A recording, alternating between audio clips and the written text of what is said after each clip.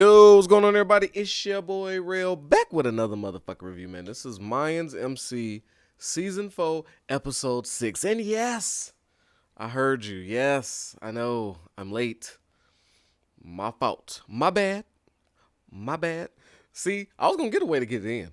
Look, so first I want to apologize for being late. I want to send a special apology to Rance Jackson, who said, "Cuz, don't keep us waiting for the Episode 6 recap. You're the only person I see on YouTube giving Mayans MC respect. I need that in my life. I'm sorry. I'm so sorry. But I'm here. You know I was coming. Come on, man. I might be a little late, but I'm always on time. As always, man, this is why I'm not understanding y'all. Help me out. Every week, we hitting about couple thousand views. So that means a lot of y'all are return people. I'm not seeing it in the subscriptions. If you gonna come back every week, give your boy the sub. What am I missing? What more do you want from me? Tyrese. Yo, we finna get right into the shit. Right into it. I know what y'all came here for. And you gonna get it. First off, first and foremost, y'all saw it. Angel has solidified himself as the most toxic nigga in all of Mayans SOA just television history. Like, he is the highest of toxicity. And then, this is what I found so dirty. This is, okay, so now that I know that him and Coco had real beef behind the scenes, right? So much so that Coco wanted fucking off. He's like, I can't deal with Buddy. I'm over this shit. Kill me off. I don't give a shit. Let's go. Right? So I hope Coco nothing but success, like the real guy. I hope him nothing but success. And hopefully he lands something that I could go watch him in and review, hopefully. So I'm looking forward to Coco. He's a hell of an actor. But is it just me? Or when the club found out that Coco was the one killed in that Oakland slaughter, right? That I was just watching Angel. Cause it was just like, he was just like emotionless. And then that conversation he had with Gilly, like, oh, I'll take care of it. It just seemed like he didn't give a shit. It was almost like a smirking thing. Like, it felt like the behind the scenes shit had came on screen. Like, yeah, I had beef with his ass. Now Coco gone. Like, cause everybody else is fucked up over it, but I just didn't see it in Angel at all. And I'm just watching like, this feels nasty. Like, he just got one of his ops off the show, and he's like, yeah, so everybody else crying, I don't give a shit. And I'm like, if the writers just included that, or he just decided like this is how he was gonna act it, I'm like, wow. But Gilly is all fucked up over it. He want blood, cause he fucking, you gotta, man, how soon we forget. Last season, Gilly held this secret, protected his man's Coco for the entire season. Knew he was on drugs, tried to get him straightened up, tracked him down when he knew he was in danger up in Meth Mountain, and went solo. He went on a possible death mission up Meth Mountain to go get Coco. Because he couldn't bring nobody with him because he was still holding his mans down. Coco was really Gilly's mans. Like, we know the core group of Angel, Easy, Coco, and Gilly. We know that core group. And Creeper. Creeper was like like the man off the bench for that, but that internal group was them four. And you know, Gilly and Coco was like each other's peoples. So Gilly's taking it real bad because he risked life, limb. He risked his patch with, because if it would have been found out, Gilly knew like, shit, not only Coco would get kicked out the club, but I would too, and maybe badly. Like, I don't know like the punishment for doing drugs and not showing up to meetings, and you know, I don't know the Mayans rules, but it couldn't be nice. It ain't like they're just like, yeah, turn your patch in. It felt like something bad could have happened. So Gilly really risked everything, you know, for his mans, and just for him to die like that, with him not around, not there to protect him, not there to go down with him, because Gilly gives me the energy of, I'm gonna go in there, and if you tell me like it's a chance that we may not make it out, fuck it, sign me up because you're not going in by yourself. So I think Gilly is really fucked up that he never and he held that attitude with Coco. You know, he was so mad. Like he saw Coco trying to get better, trying to get more active, and just, you know, he was a busybody. And, you know, he was irritated with Coco, like, but you knew he was gonna come around eventually, and you knew he still had love for him, but damn. You know, it's one of them chances like, damn, I never really made it right with my mans. I never really like let him know, like, yeah, bro, it's cool, I love you. Like, let's just get back to it. Like, so Gilly's fucked up. And then Angel's complete opposite, you know, just taking it on the chin. Like, I know Easy had a lot going on, but you felt it because he wanted war. He said, you know what I'm saying? Easy was like, nah, you know, but we'll get into that. This one's about Angel right now. And Angel just sitting there almost like, and I don't know, like maybe it was a state of shock. He could try to pass it off, but to me, I just kind of saw like he didn't really give a shit, like, you know, because of that beef. But then he's like, yeah, I'll go take care of it. I'll go let Letty and Hope know. And what's her name? Like him not even knowing Coco's people's names, you know what I'm saying, was nasty. And I thought Gilly was just finna crack that motherfucker's face. And I kind of wanted him to. Like, just fucking punch Angel right in the face. And as soon as I couldn't think that I'd be mad enough at Angel, like, really, fam? Like, okay. He goes and brings some fucking, I don't know, some Burger King or some shit to Letty, who we ain't seen in fucking 2-3 episodes. And she's there, fucked up, fucked the crib up. I don't know how she found. So, excuse me. I don't know how she found out that Coco was dead. I think Hope might have been. I think somebody asked that question. Like, was Hope on the phone and heard that? So I think Hope let Letty know. Because that was Angel was supposed to inform them what happened. But it seems like Letty already knew. So I was like, okay. So Hope probably heard the whole shit go down over the phone. And, you know, Letty took it out in average Letty fashion. But that poor, troubled girl don't know how to cope with her emotions and the pain of losing her father, who she just discovered was her father like yesterday. You know what I'm saying? And thought it was her big brother. Like, that was just wow. And they was trying to get this father-daughter relationship going, and you was hoping for that. And here comes Angel. The girl's clearly vulnerable, not in her right mind, fucked up, and don't know no way of coping. So she goes in, and Angel just couldn't. Oh, he's so fucking. Ladies, is this your king? Angel? Come on, man. Are we.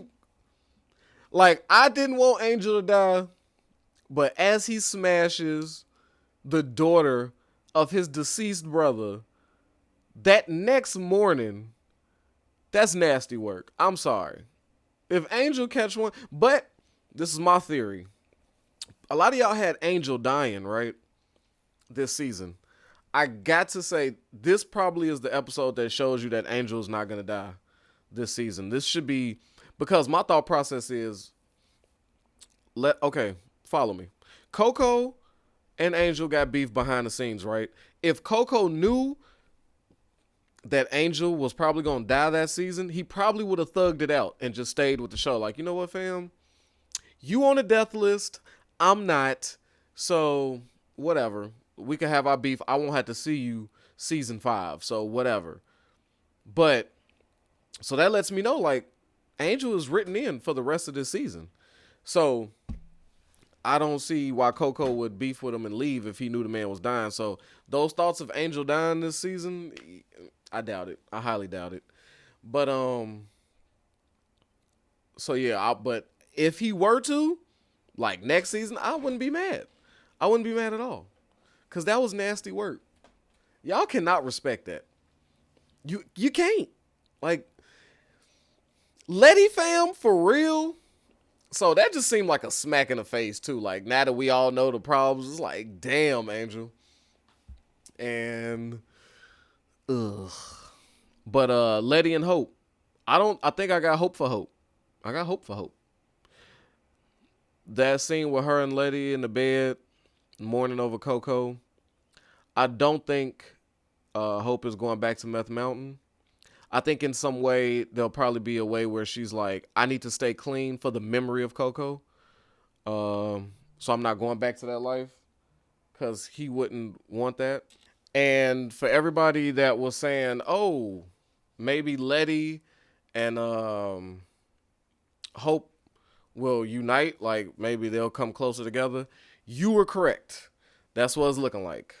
It's the first time that Letty was nice to her.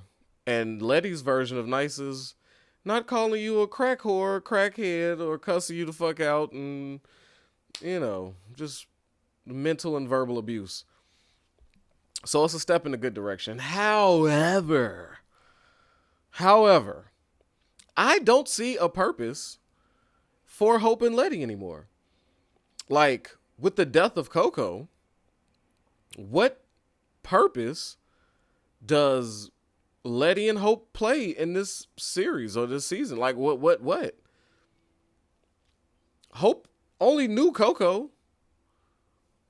None of the club, no. And they just found out that he had a daughter not too long ago, and only Gilly gives a shit for real, cause Angel out here fucking them. So like, I don't see their purpose. I don't see what Letty plays in this series, and Hope especially. Like, if they want to like string on this possible nasty, disgusting ass romance between Letty and Angel, so just to keep her around, maybe. But Hope, I have no hope for Hope in that regards. So I guess that's something to watch out for. And while we talking about toxic motherfuckers, let's roll right into your girl Emily. Now, all you Emily supporters, are we done now? Are we done? Or can we wrap this up with Emily? Can you say, okay, you was right, real. Like, I love Emily as an actress, and she's so talented and special, and she's just playing these roles so well. Like, great. Can she play them somewhere else? Like, because I don't see. Okay. Follow me. First off, I would like to salute Mayans for finding a payphone. I haven't seen a payphone bruh.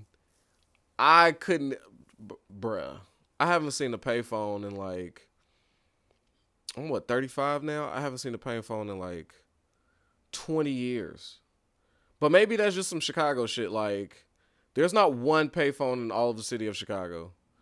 Maybe still in those, like, maybe a terminal or something, but like a on the street ground, like, that's a booth, especially. Like, anybody, if any of y'all got a telephone booth in y'all city, please, somehow, some way, give me the photos to that, because that's like some vintage shit. But yeah, so Emily finds one of 2,000 payphones in all of America, and she has just enough coin. And that payphone was some bullshit. Every 45 seconds, it's like, put some money in. Your call's about to end, give us some more money. I said, damn, you don't even get a minute? The conversation was 2 minutes. The fucking payphone requested her to pay every other sentence. I was like, get that shit the fuck up out of here. Like, what type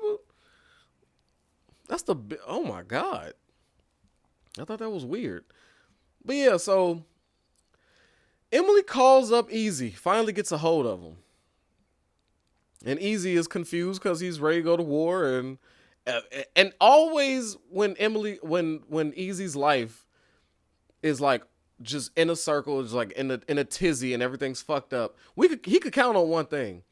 Emily's gonna call and add on to it in regular Emily fashion. So when Easy thinks he has all the weight of the world and stress on him, not quite. We gotta dab a little Emily cherry right on top to just add to his list of bullshit things to handle. So she's like, tell me if I'm wrong, if this isn't the conversation. Easy. Yeah, Emily, is that you? Yeah. I'm just saying that there were some people following me and asking things about you. And hey, you know that favor that I asked you for? It's about that favor. Like, just, they found me, Easy. So it's all about that favor. Just, don't get caught like, it's about the favor yet again, and there are people after me over that said favor. So just kind of like, be careful. I gotta go.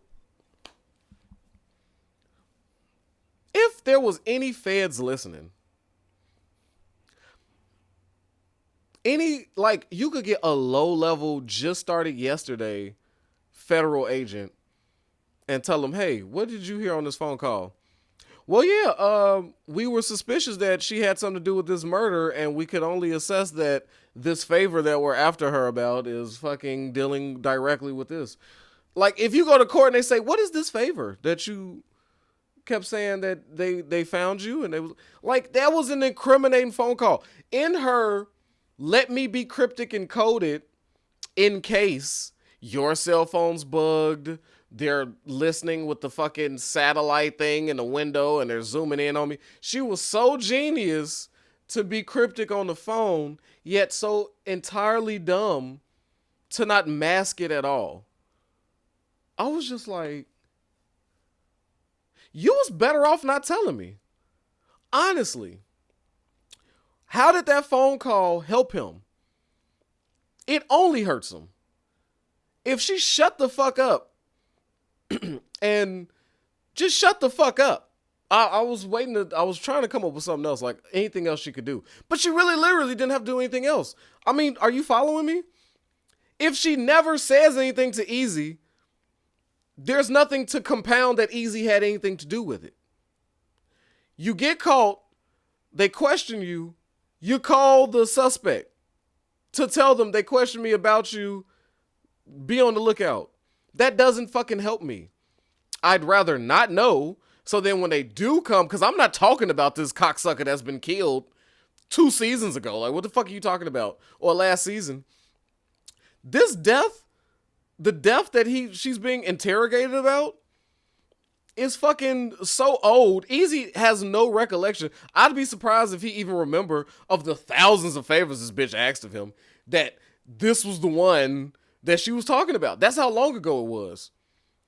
So if anybody was following Easy, he has bigger issues that they probably, if they came looking for Easy, they probably found out more about this incoming war with the Suns and possibly a coke line or a heroin line with LNG cartel. Like, I think they'd find out more pertinent shit than this dead piece of shit from last season. So you're not helping. She's not helping. Why is she here? Why?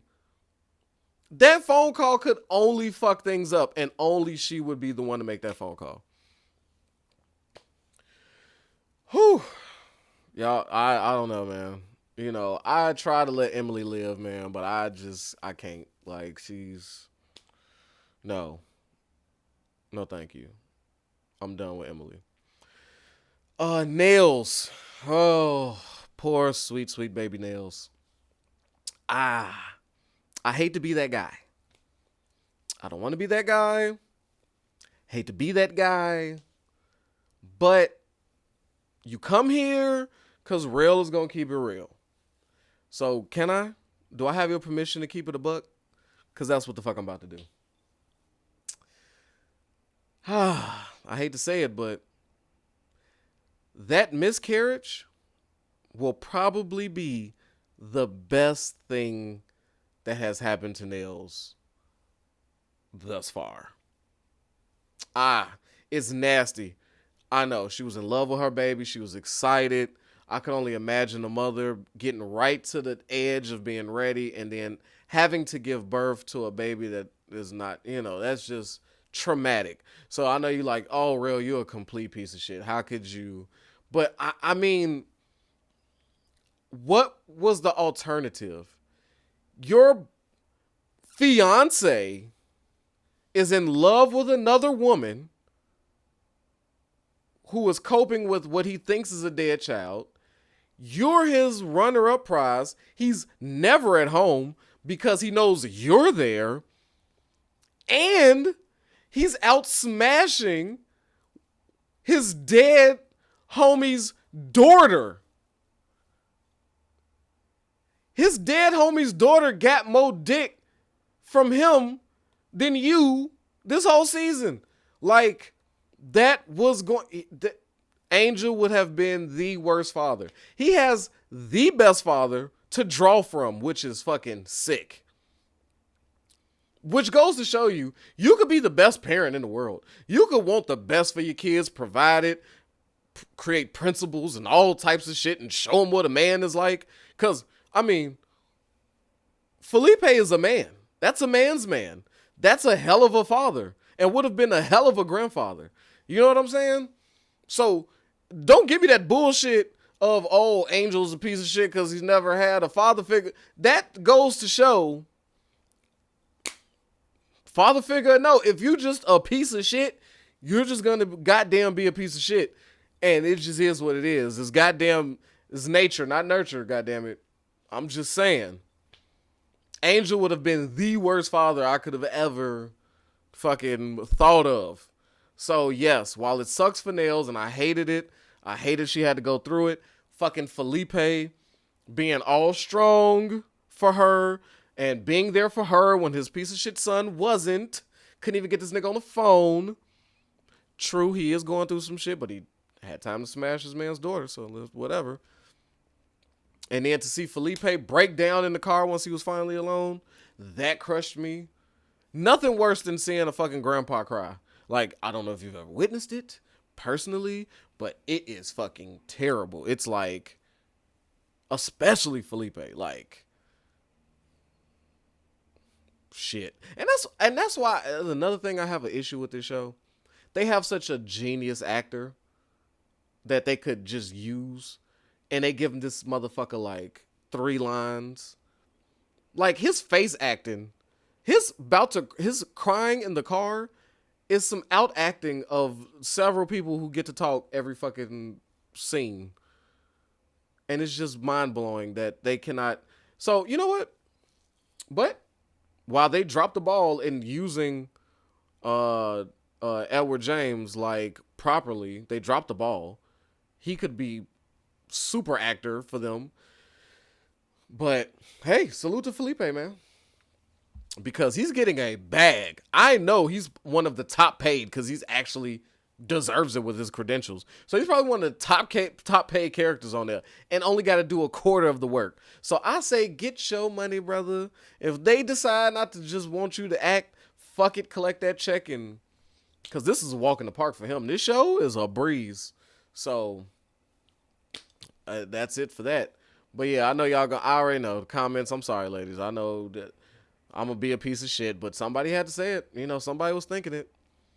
Like, this might have been the best thing to happen to her because the alternative is you actually had this baby and Angel, you know, Angel's out and now you alone with this baby and you in love with a motherfucker that never loved you. It's just bad. It's all bad. It's all bad. Now, let's get to the meat and crux of it.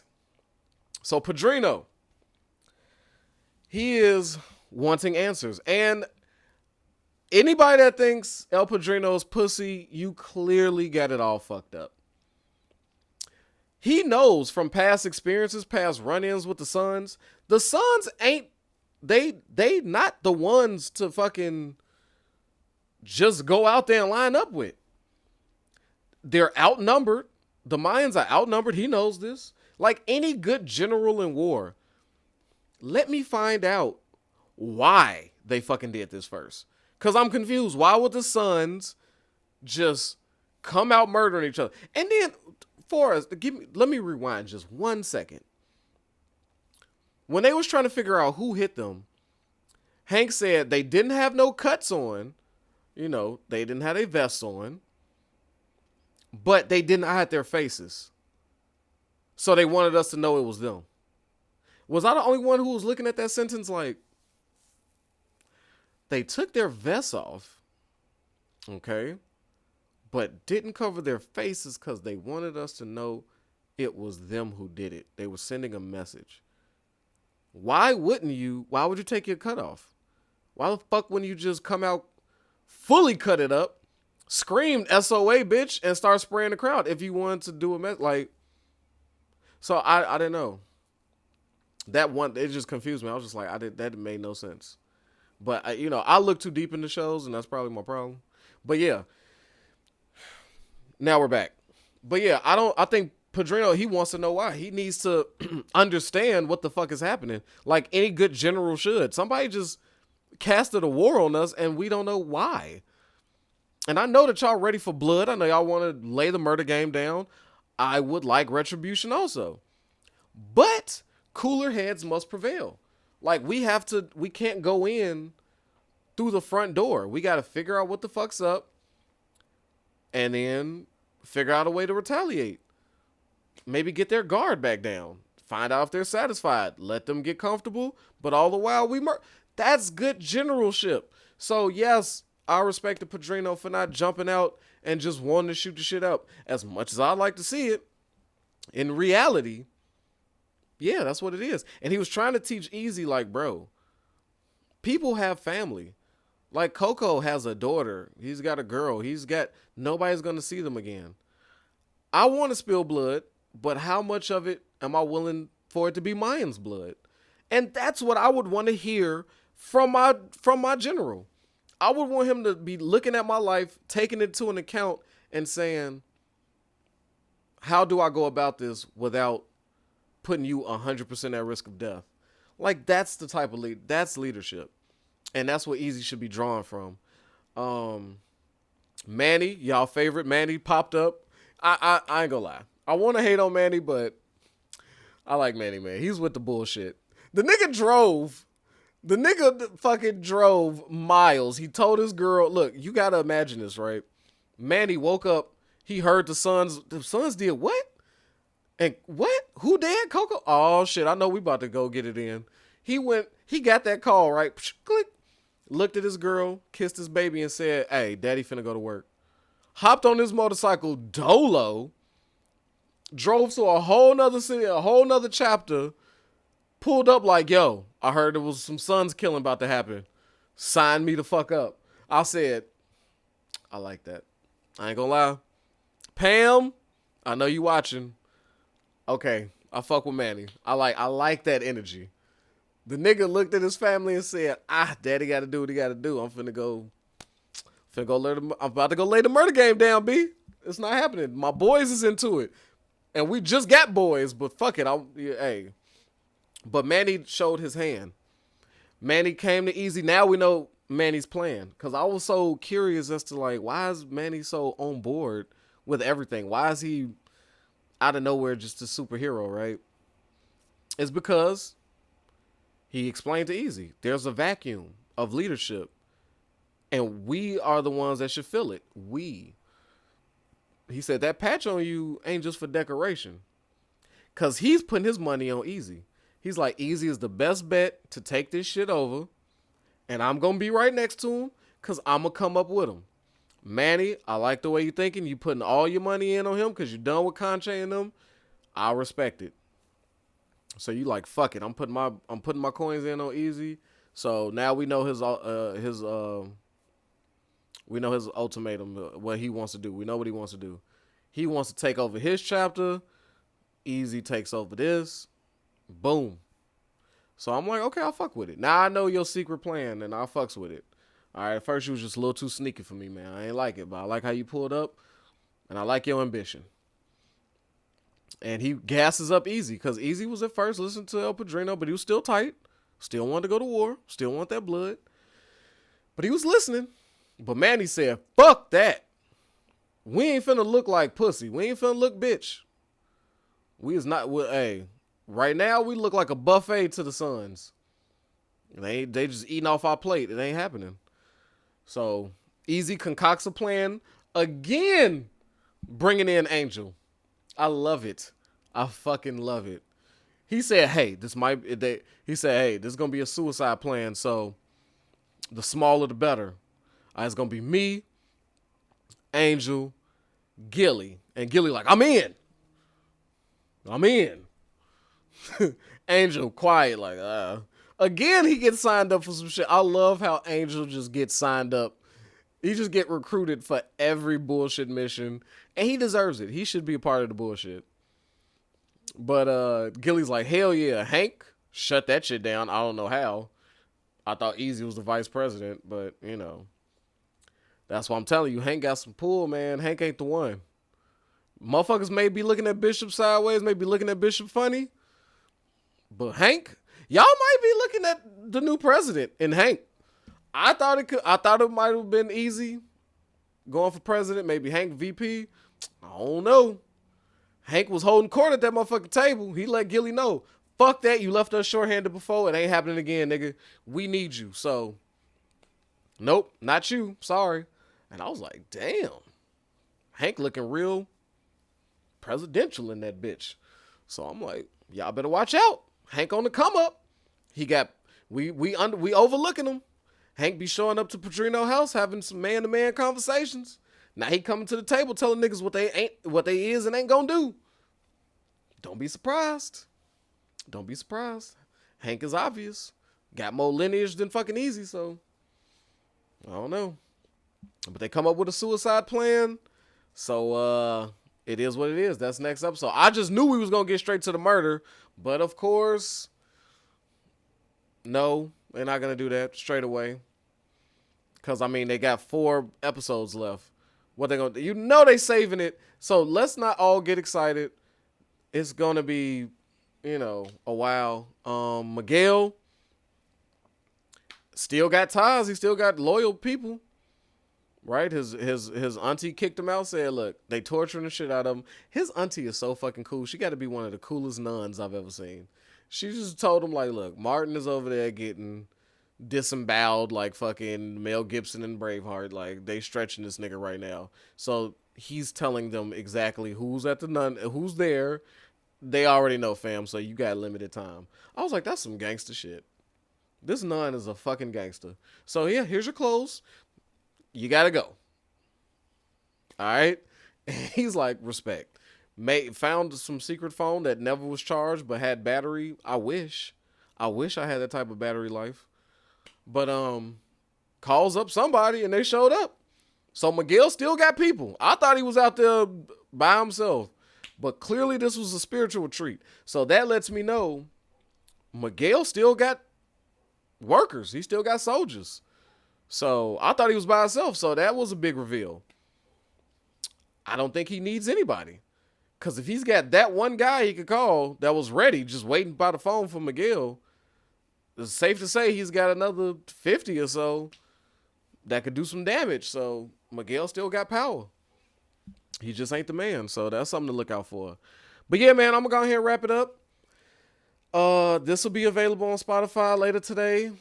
The link will be in the description later on. Hopefully I get it up right away. But the links will be there.